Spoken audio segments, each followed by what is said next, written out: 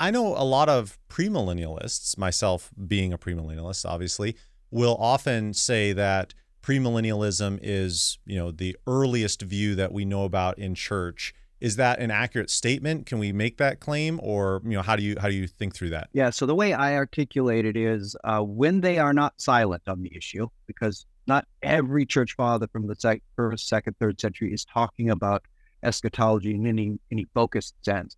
When they're not silent on the issue, the earliest church fathers that we have from the first to second century uh, express a premillennial eschatology.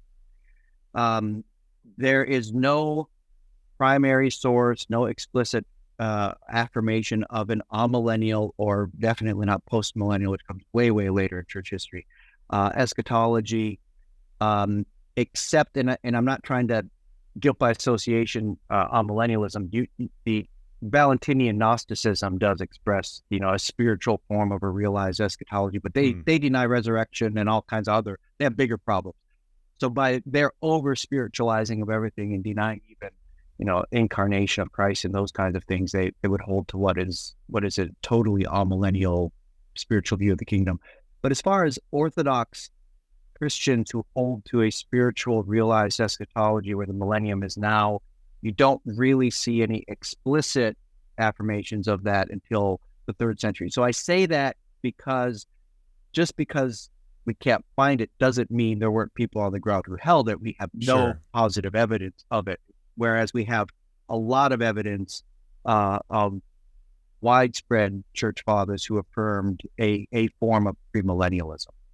Right. No, I think that's helpful how you phrase that. And I think it's helpful to remind ourselves that we can't always just, say things with absoluteness, saying just because we don't have any evidence of it doesn't mean it, existed or anything like that. We need to say, as far as the evidence that we have, this is what it shows us, but that doesn't mean that there wasn't other evidence that we don't have access to or anything like that. I appreciate how you phrase that with a, careful academic posture. And I think that's helpful. Yeah.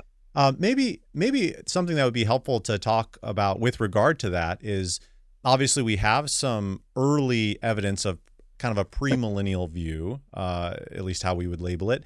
And could you talk to us a little bit about how, maybe the consensus in church history kind of shifts from that? And obviously we see the arrival and then really just the dominance of an amillennial Mhm. kind of perspective. So could you walk us through a little bit how that maybe even arises and then becomes so popular? Yeah. So obviously, in a show like this, we can't get into all of the details that's in the book, as well as online excursions on fathersonthefuture.com. But the earliest articulation of what is likely a premillennial perspective comes from a first century text called the Didache.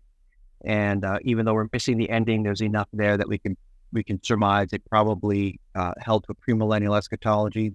Very explicitly, the late first or early second century Epistle of Barnabas is without question premillennial. Christ returns, and then the Sabbath rest begins. Then you start getting into Papias of Hierapolis, Justin Martyr, Apollinaris of Hierapolis, Irenaeus of Lyon, which figures very prominently as a second century voice because he's just written so much about it. We could draw an eschatological chart based on what he's presented in his Against Heresies. And so as far as hints of amillennialism, I said there's no first primary source that expresses explicitly an amillennial perspective in the second century, but you do have possible, and this is debated among scholars, whether Irenaeus and Justin are referring to an orthodox form of eschatology that denies a literal millennial kingdom. And that's Justin around the year 150, Irenaeus around the year 170, 180, refer to others who are reckoned among the Orthodox who have a different view. The problem is scholars debate whether they're talking about amillennialists or a different form of premillennialism that don't take the restoration passages with regard to Israel and Jerusalem, etc., literally. So there's debate Hmm. even whether that is actually evidence of amillennialism or not. And in the book, I discuss scholars, patristic scholars who are, non-vested in the outcome of the research, arguing whether this is referring really to amillennialism or not. But reading the evidence in a way that is least favorable to my own view, we could just say there are hints of amillennial possible amillennial Orthodox Christians in the late 2nd century. We don't know who they are. But even then, Justin says, but we who are right-minded Christians at all points hold to, a literal 1,000 years where Jerusalem will be rebuilt, etc. And Irenaeus even says that those people have been influenced by the heretics, their views of over-spiritualizing. So it's not a really awesome first showing for amillennial eschatology. But by the time you get to the 3rd century, Origen of Alexandria is the first really explicit anti-Chiliast or anti-premillennialist who presents a very spiritual form of a right now realized spiritual kingdom. Probably his teacher, Clement of Alexandria, 2nd to 3rd century, also held that, but he doesn't address it specifically enough to be positive.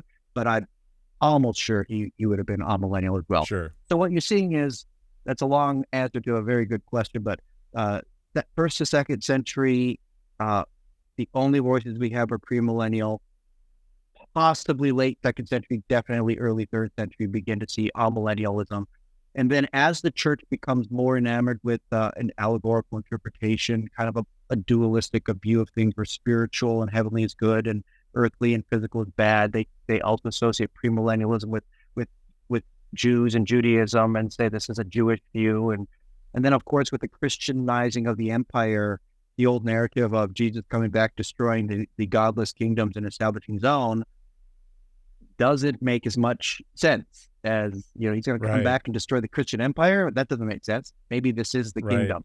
So this more likely, more willingness to see the present Christendom and the success of the gospel as a manifestation of the spiritual kingdom, more or less displaces a premillennial eschatology.